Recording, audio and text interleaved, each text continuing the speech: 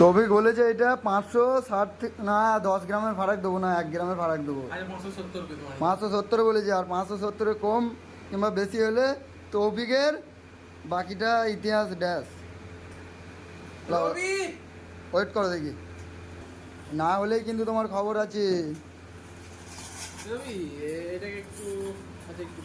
এদিকে চেন আছে, ও বলেছে 560-70।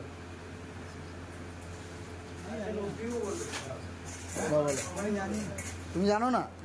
তা তুমি কি কারিগর না হাজাম? আইতে রিকা, তুমি কি?